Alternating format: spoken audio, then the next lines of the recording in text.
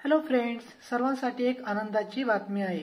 ती म्हणजे एमपीएससी राज्यसेवा 2024 मध्ये 101 जागा त्या उपशिक्षणाधिकाऱ्यांच्या वाढवण्यात आलेल्या आहे। म्हणजे आधीच्या 457 प्लस या 101 अशा 558 जागेसाठी राज्यसेवा 2024 ही परीक्षा घेण्यात येणार आहे।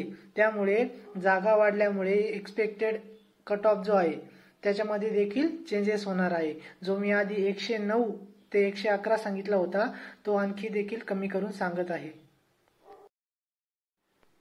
तर आधी प्रूफसाठी हा आरटीआयचा रिप्लाय बघून घ्या।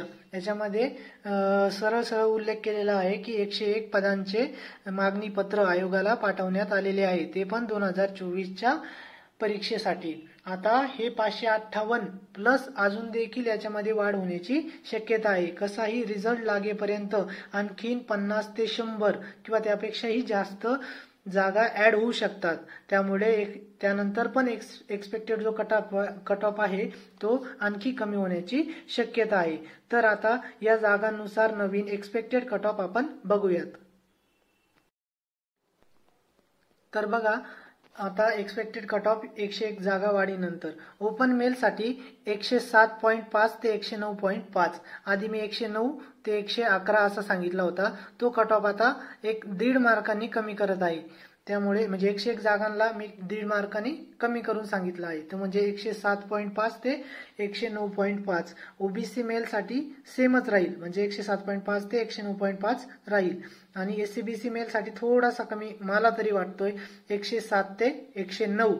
आणि ईडब्ल्यूएस मेल साठी 106 ते 108, त्या ठिकाणी 110 झालेलं आहे, पण 106 ते 108 असा हा ईडब्ल्यूएस मेल साठी कट ऑफ राहील। आणखी देखील यामध्ये जर वाढ झाली, जागांची वाढ झाली, तर आणखी देखील 1 ते 2 मार्कांनी कट ऑफ खाली येण्याची माझ्या अनालिसिस नुसार तरी शक्यता मला वाटते। त्यामुळे अजून तर प्रयत्न भरपूर होणारच आहे जागावाढीसाठी। त्यामुळे कोणीही 106 प्लस ज्यांचे मार्क असतील, आत्ताच्या स्थितीला 106 प्लस ज्यांचे मार्क असतील त्यांनी अभ्यासाला सुरुवात करायला काहीही हरकत नाही। आणि आता जागा वाढ होईल का नाही या एवढे दिवस संभ्रम होता आपल्यासाठी, तो आता क्लिअर झालेला आहे। 101 जागा तर आता फिक्स वाढल्याच आहे, अजून देखील वाढतील। 558 जागा म्हणजे मागच्या वर्षीपेक्षा जवळपास दुप्पट जागा झालेल्या आहे। त्यामुळे 106 प्लस वाल्यांनी कृपया करून अभ्यास करायला सुरुवात करावी। व्हिडिओ आवडल्यास लाईक करा, चॅनलला सबस्क्राईब करा।